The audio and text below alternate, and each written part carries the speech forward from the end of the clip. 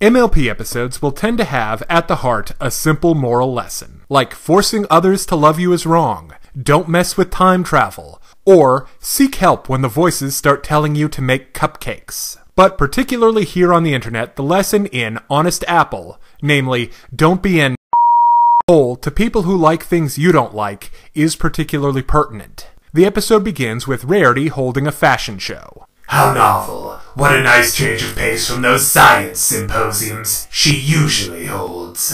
To judge the show, Rarity has invited Photo Finish, Hoity Toity, and Applejack. So what kind of paint fumes was she huffing? The idea is to get a practical pony's opinion, but before long, Applejack becomes Apple Jerk and offends the delicate sensibilities of the fashionistas. The episode shows off one of MLP's most clever narrative tricks, namely that a strength can be a weakness in certain situations. So how is this done? First off, MLP has fully developed characters with strengths and weaknesses that are consistent from episode to episode.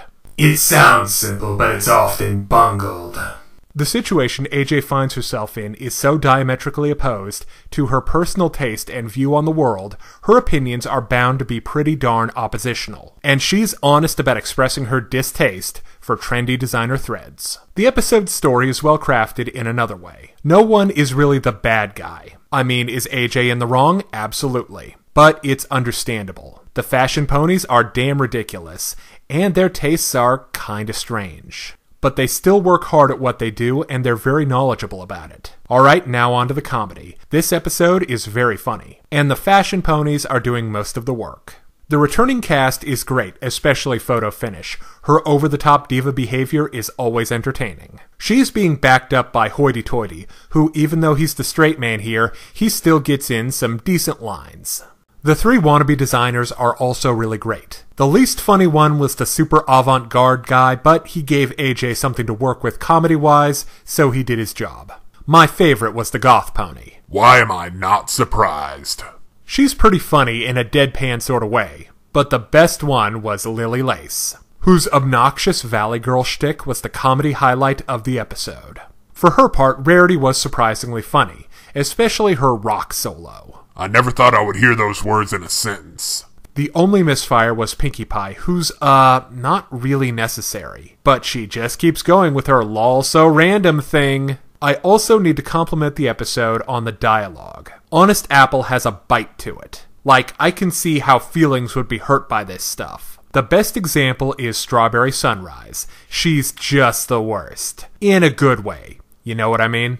I think the only other real problem with the episode is AJ. Is she really this tone deaf? I mean, I get her position, and I'm even on her side, but come on, girl, you know that's not cool. Okay, now it's time to break down the good and the bad in My Little Pony, Honest Apple.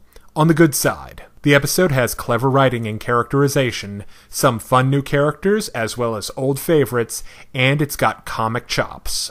But on the other hand, Pinkie is trying way too hard, and is AJ this dense? Really?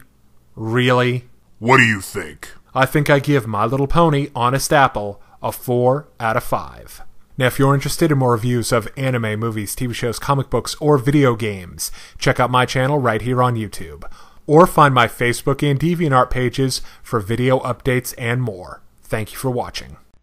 Hey kids, today's show is brought to you by the letter 4 and the number potato! I'm a stupid private.